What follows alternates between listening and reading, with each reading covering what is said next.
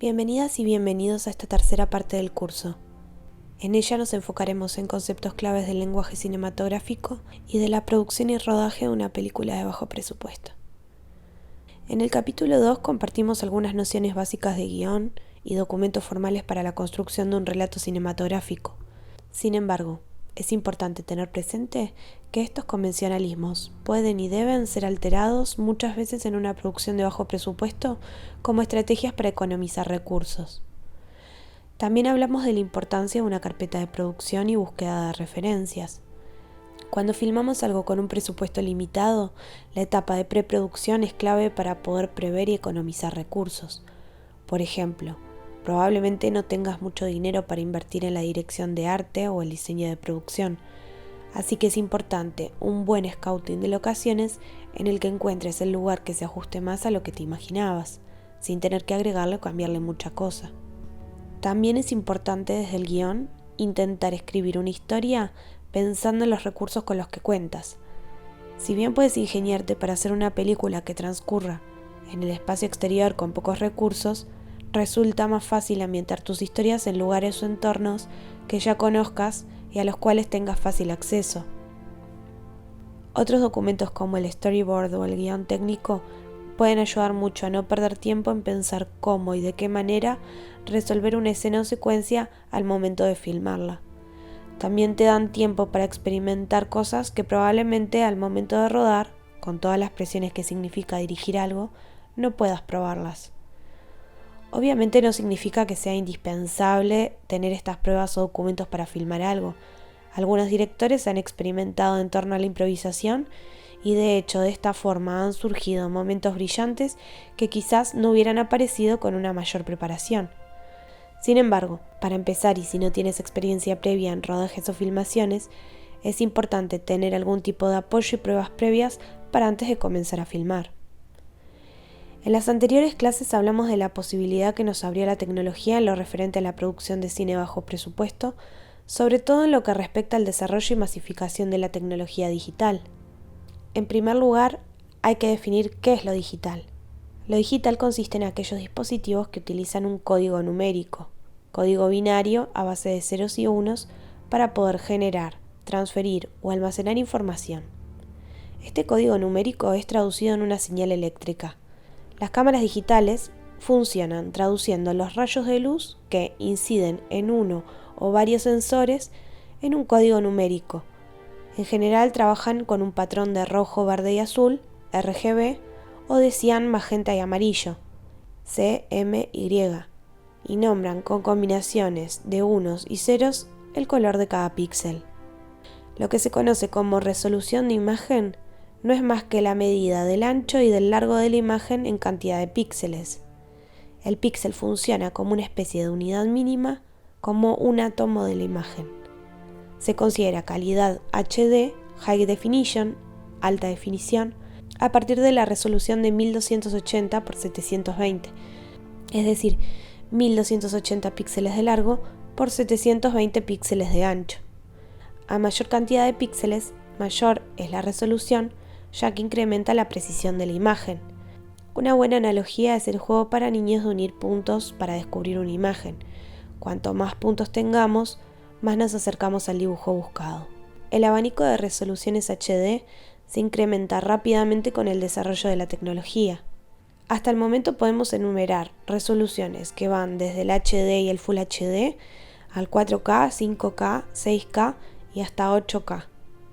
Si se compara la calidad de imagen de la película de 35 mm con la de HD digital, obtendremos una equivalencia más o menos mayor que la resolución de 2K, lo que evidencia que la tecnología digital ha dejado muy atrás a la analógica.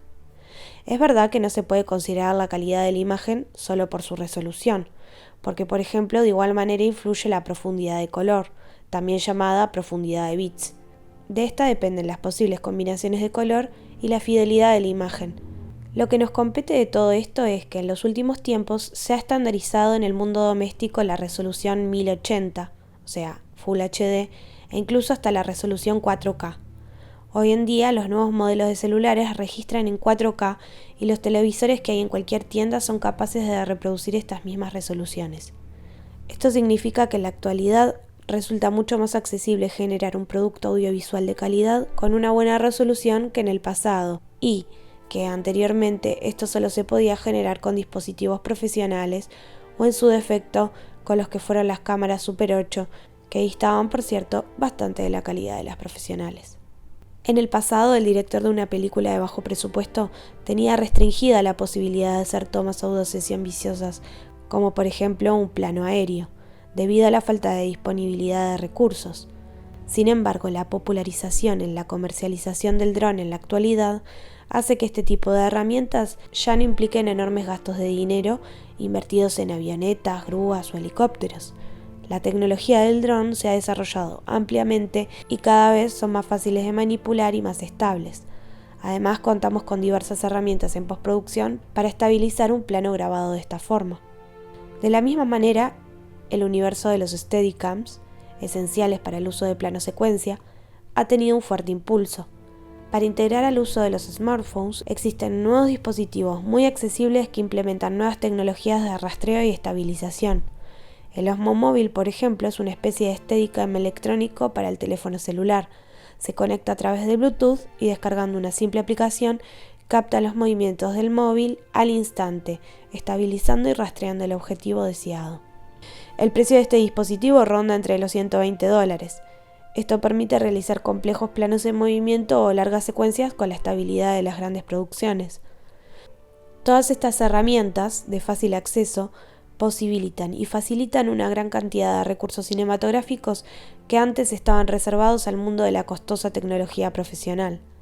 Resulta esencial conocer estos recursos durante el desarrollo de una película de bajo presupuesto, porque incrementan las posibilidades narrativas y permiten filmar con mayor prolijidad y profesionalismo. Empecemos entonces por las nociones básicas del lenguaje cinematográfico. Una película se compone de unidades narrativas llamadas escenas, las cuales se basan en el principio de continuidad. Es decir, cuando se cambia dentro de la historia, de tiempo o de espacio, por ejemplo, pasamos del día a la noche o del interior de una casa a un parque, cambia la escena. Las escenas se componen de uno o varios planos, es decir, dentro de ella pueden sucederse una continuación de distintos planos a través de cortes o puede suceder que la escena se componga de un plano único. Veamos a continuación dos ejemplos de escenas, una compuesta solamente por un plano fijo y único y la otra escena con una gran cantidad de planos y de cortes de montaje. La cantidad de planos dentro de una escena probablemente determina el ritmo de la misma. Digo probablemente porque también se dan excepciones a través de lo que se llama montaje interno, es decir, el montaje que se da a través de elementos como las acciones, la coreografía o la composición y no a los cortes que se hacen en un software de edición. En primer lugar veremos una escena de la película independiente norteamericana 14 de Dan Salit del 2019. Esta escena está resuelta en un solo plano máster. En segundo lugar, veremos una escena del Mariachi de Robert Rodríguez de 1992, legendaria dentro del cine de bajo presupuesto. Robert Rodríguez hizo esta película tan solo con $7.000 y recaudó más de $2 millones. La escena que veremos tiene distintos valores de plano y un ritmo mucho más acelerado que la escena de la película 14.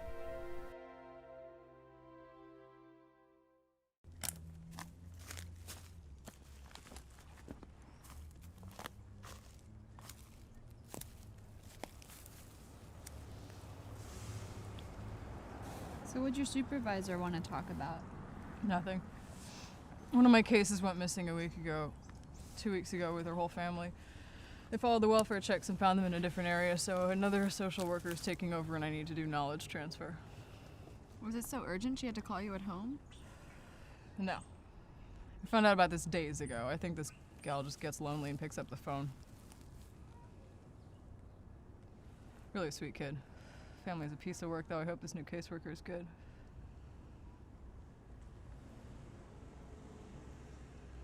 So what's up with this date? I can't tell if it's a date or not. You remember David Marshall? Of course I remember him. He's the date? Yeah. Oh, that's bizarre. Where'd you run across him? He gives one of the aides at school a ride home from work. Turns out he's a writer, and he's a reader for electric literature. I told him I submitted a story there, so he wants to have dinner and talk about it. So, it's a date if he was just pretending to care about the story, and it's not a date if he was being honest. Oh, well, no one would ever hook up if they needed to be honest about it. What I really want is a dessert. You're not interested in him? I don't know. I don't know him really. You know him well enough. Is that Aid, his girlfriend? He asked me to dinner right in front of her, so I'm guessing no. He is good looking. He looks better now. Really? Yeah, he lost weight or something. He's wearing a suit with his tie loosened. Do you seem nervous when he asked you to dinner? No. As cool as a cucumber. Yeah, of course he'd be cool. I say he's trying to get in your pants. You know, you have this tendency to think that people are insulting you when they try and fuck you. Just take it as a compliment. Trouble is they actually literally insult you more often than not. There's no such thing as a literal insult. It's just a phrase. Don't use it. You're destroying a perfectly good word. You want to come with me? For what? A dessert? Where? The diner on Rogers. I'll walk with you.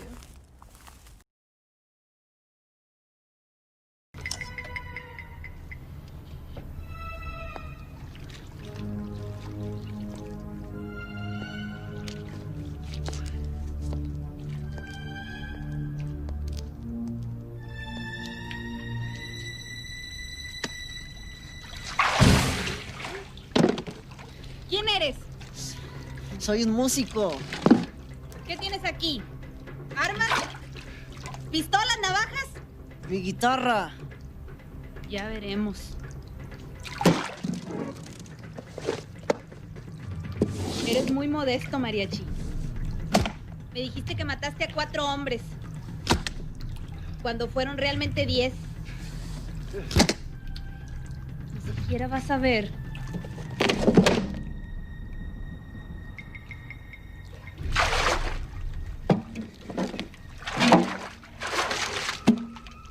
¡Tócala! ¡Toca algo dulce! ¡Tócala!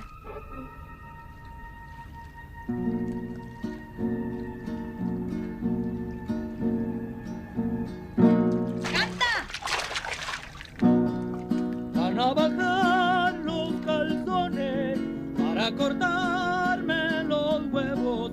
Andar a otros 3 cabrones como si yo fuera cebo. Y para colmo de males me mandan hasta una reina con grandes ojos norteños y un tremendo forrazo.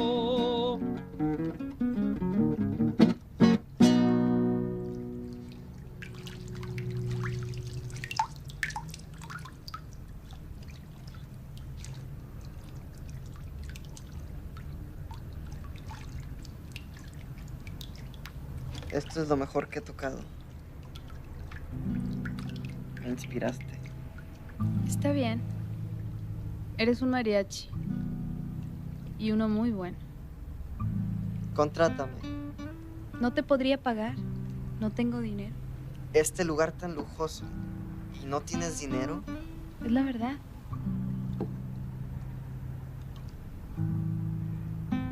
Págame dándome dónde quedarme. ¿Sí? Tendré que ponerte mi navaja entre las piernas para inspirarte. Si me quedo aquí, no. Hasta que encuentre un trabajo permanente. No encontrarás un trabajo en este pueblo, pero... ok.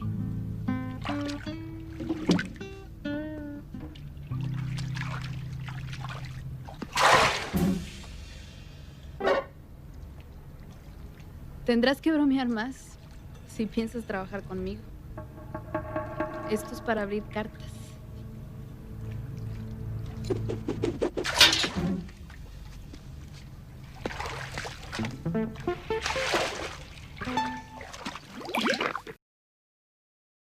Así que un plano es la unidad mínima en la que se divide una película.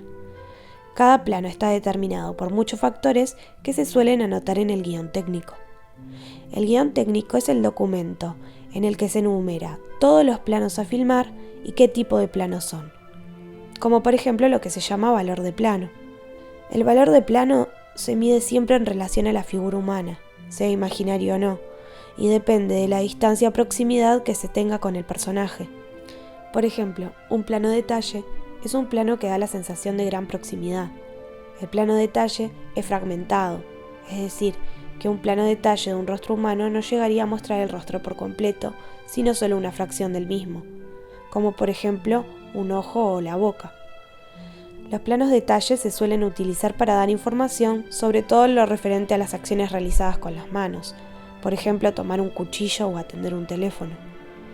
El primerísimo primer plano es el plano que muestra el rostro entero del personaje, pero con mucha proximidad, sin dejar casi aire alrededor del mismo.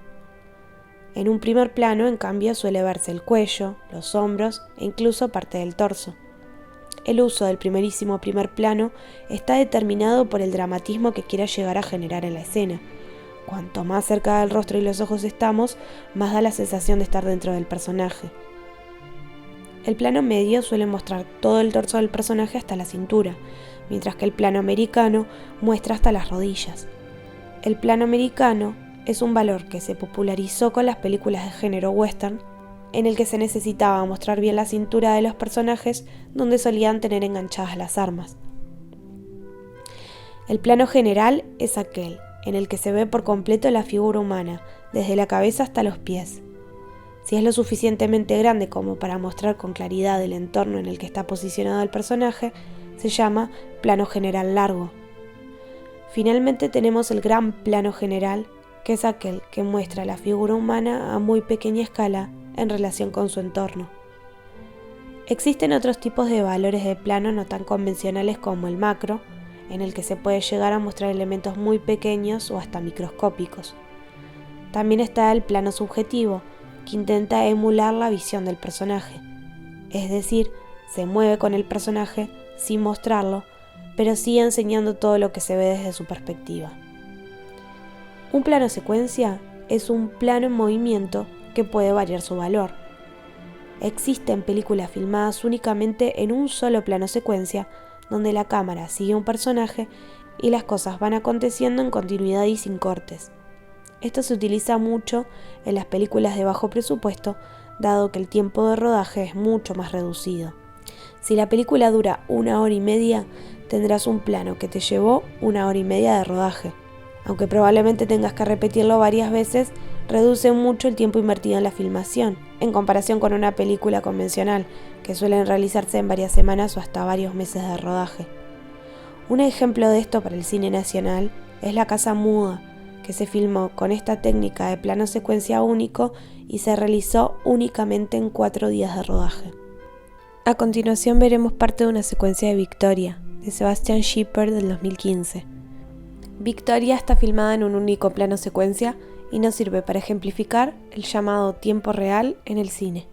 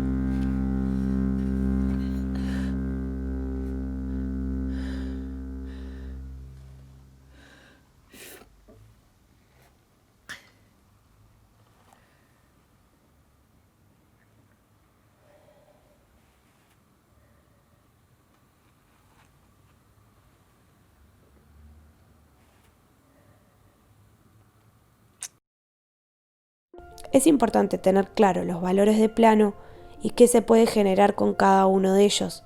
Por ejemplo, si bien algunos directores lo han logrado con éxito, resulta difícil imaginar una escena de gran tensión dramática en la que no haya un primer plano del personaje.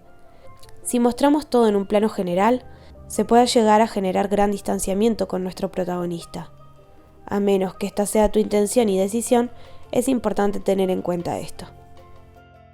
Los planos cerrados, como los primeros planos, pueden ayudarte a disimular que la locación o el lugar donde se desarrolle tu película no sea el ideal estéticamente. Sin embargo, si tienes una buena locación y dramáticamente tu historia no te pide un plano más cercano al personaje, los planos generales bien compuestos son una buena estrategia para ahorrar tiempo de rodaje, filmando toda la escena o gran parte de ella en lo que se llama máster. Es decir, un plano general en el que se desarrolla toda la acción de la escena sin cortes. Kevin Smith, con su película Clerks, utiliza mucho los planos abiertos y generales.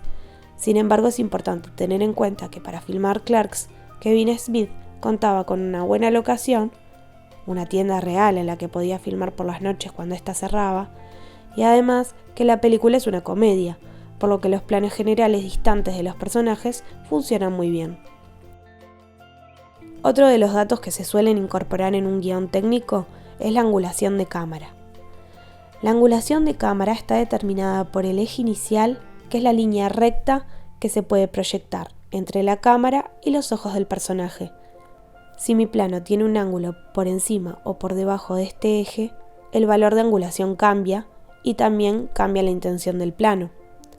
La angulación más común es la neutra, que es a la altura de los ojos, pero si quieres generar un punto de vista enrarecido o no tan convencional, puedes utilizar otro tipo de angulaciones, como por ejemplo el picado y el contrapicado. La angulación de cámara picada es aquella que se posiciona por encima del eje con los ojos, lo cual genera un empequeñecimiento del personaje, dado que el punto de vista de la cámara está por encima de él. El contrapicado, en cambio, es el ángulo de la cámara que se posiciona por debajo de la altura de los ojos, lo cual da una sensación de agrandamiento del personaje. La directora de cine nazi, Leni Riefenstahl, fue una de las pioneras en utilizar el recurso del contrapicado para enaltecer la figura de Hitler.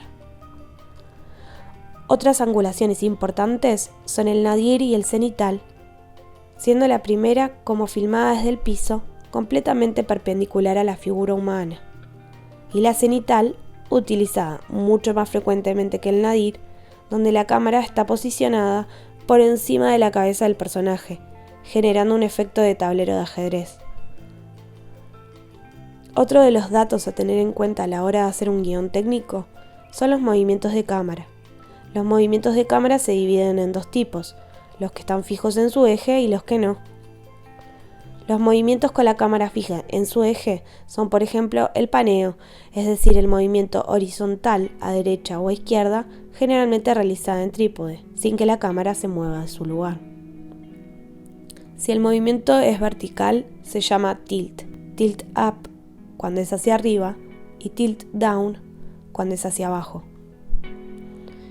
A su vez se puede combinar un paneo con un tilt, es decir, dirigir la cámara fija en su eje hacia la derecha y hacia arriba, por ejemplo.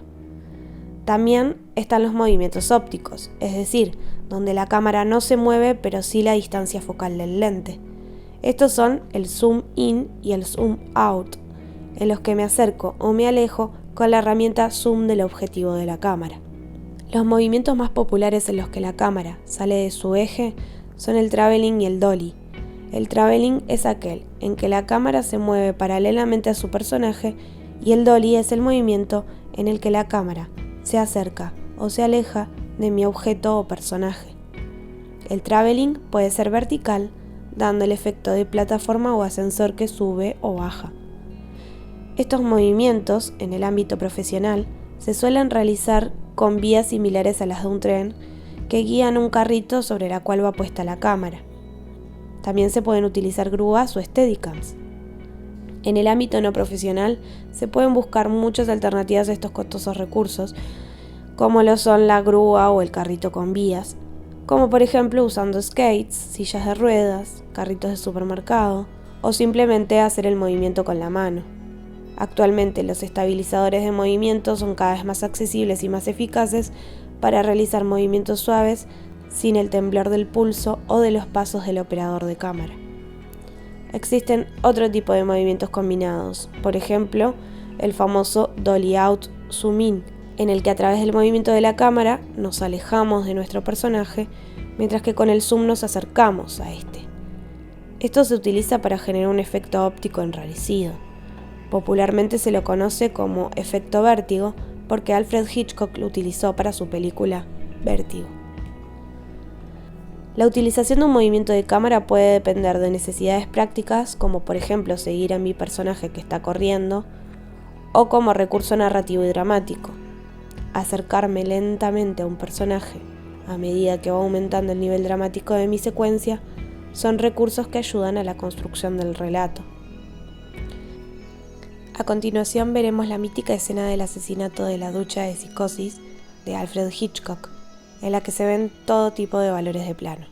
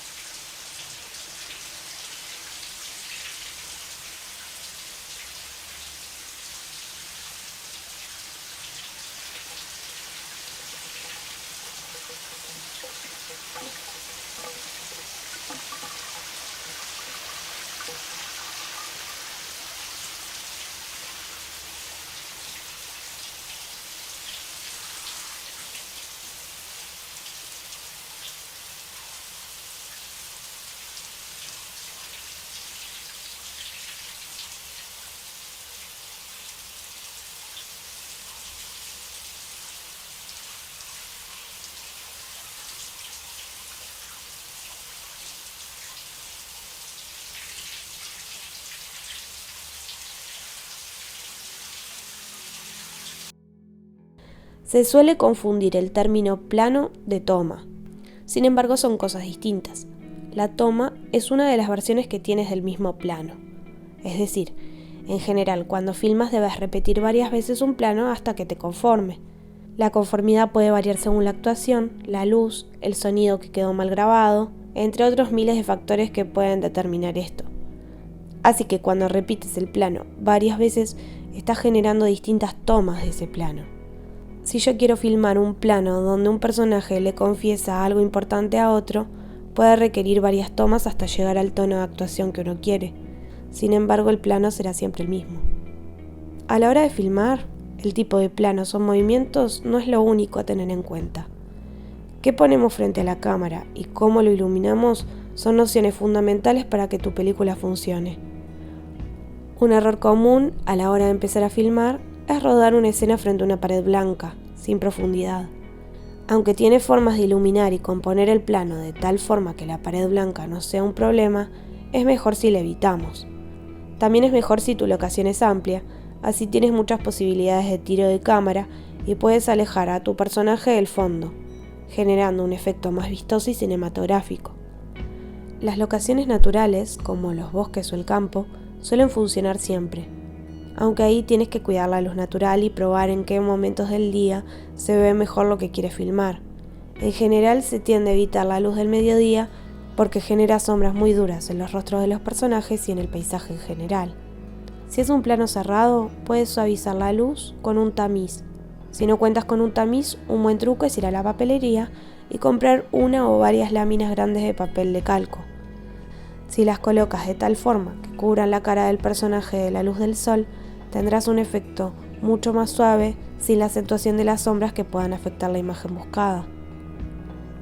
Muchas calles de la ciudad funcionan muy bien como locaciones, pero tienes que elegirlas bien. Es importante que no haya demasiado tránsito para poder filmar de forma más cómoda, y en el caso de grabar de noche con la iluminación que nos da el alumbrado público, es preciso que busques puntos de la ciudad con buena iluminación. Así tu personaje no queda subexpuesto y se le da un efecto más llamativo al plano. Si filmas un interior, es importante que busques un lugar visualmente atractivo. Esto no está vinculado a las nociones convencionales de lindo o feo. Por ejemplo, una casa vieja, en un gran estado de deterioro, con humedades y pintura descascarada, puede llegar a ser mucho más pintoresca y atractiva para filmar que una locación similar a la de un catálogo de muebles. Es esencial cuidar bien la iluminación, por más que no tengas equipos profesionales. Todos tenemos lámparas portátiles en casa, linternas e incluso velas. Hay muchas formas de generar una buena puesta de luz sin tener grandes y costosos equipos de iluminación. Si quieres teñir la luz de colores, el papel celofán es una buena herramienta para generar este tipo de efectos. Si quieres filmar con la luz natural del sol, es imprescindible que lo tengas presente a la hora del scouting de locación, eligiendo, preferiblemente, un lugar que disponga de ventanas por las cuales entre bien la luz solar. Si vas a filmar junto a una ventana, probablemente te quede el afuera demasiado iluminado, o como se le suele decir, quemado, o el adentro demasiado oscuro. Algunos trucos para evitar esto son el uso de cortinas que filtren la luz del sol y que además te sirvan de tamiz. También las cortinas con diseños pueden generar patrones de sombra en la pared que funcionan muy bien como recurso estético para dar textura. Todas estas novedosas posibilidades que nos da el desarrollo de la tecnología devienen nuevas responsabilidades e interrogantes para el cine contemporáneo. Por ejemplo, ¿acaso la forma de narrativa y producción cinematográfica hegemónica y dominante es la única posible? La Real Academia Española define la palabra margen como espacio en blanco alrededor del escrito o espacio u ocasión para algo. Así es como se debe considerar el cine independiente, como un espacio blanco a un lado de lo que ya está hecho, donde el blanco y el vacío funcionan como espacio para la creación de algo nuevo. Paradójicamente, la desventaja de carencias de fondos de financiamiento se transforma en una ventaja, abriendo un panorama de posibilidades no determinadas por intereses de capitales, sino de inquietudes artísticas y de territorios inexplorados. Tal como dijo el director argentino Mariano Ginás, lo independiente es el camino a la libertad y el dinero asegurado que da la industria es el camino a la esclavitud. Si se buscan grandes hitos en la historia del cine que hayan intentado generar un producto cinematográfico al margen del sistema dominante de Hollywood, quien impone la falacia de que el cine necesita de recursos altamente onerosos, podemos encontrar movimientos que significaron una revolución en el área, desde el neorrealismo italiano, la nueva ola francesa, hasta el Dogma 95 danés.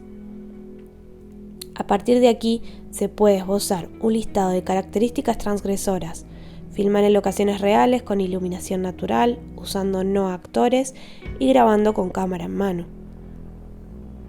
El sistema de estudio hollywoodense deviene en una forma de monopolización del poder, donde las películas, en un análisis profundo, funcionan como herramientas ideológicas de conservación del status quo, respondiendo a una lógica en la que se defienden los intereses del sistema hegemónico. Es por esta razón que resulta más que necesario una brecha disruptiva en el cine, en donde resulta esencial la existencia de un cine independiente y marginal que responda a otros valores y que sirva como un reflejo auténtico de la sociedad, además de una herramienta subversiva y de impacto real dentro de las distintas luchas sociales. El pensamiento de Romain Gubern resulta iluminador al respecto. Él dice: hoy existe un cine centrípeto, mainstream, estandarizador, uniformado, bajo el imperio de un canon globalmente dominante, al que se le enfrenta un cine centrífugo, autoral y diversificador. El Dogma 95 es un ejemplo paradigmático de nuevo modelo de producción marginal que surge como contraposición al modelo cinematográfico dominante. Pueden encontrarse tendencias en el cine contemporáneo que siguen de algún modo la línea del Dogma 95, con elaboraciones de manifiestos que constituyen una ayuda en lo que respecta a la producción. Un ejemplo de esto es el movimiento #LittleSecretFilm, creado por un grupo de directores españoles en el 2013.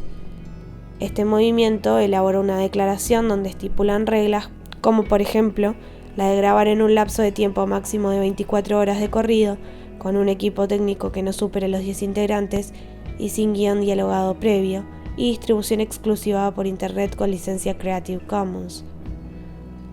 Las películas enmarcadas dentro de este movimiento deberán estar acompañadas por el #LittleSecretFilm. Esto permite a la película tener una mayor visibilidad en las redes. Estas son algunas estrategias que el cine contemporáneo e independiente han estado desarrollando con el fin de garantizar su subsistencia.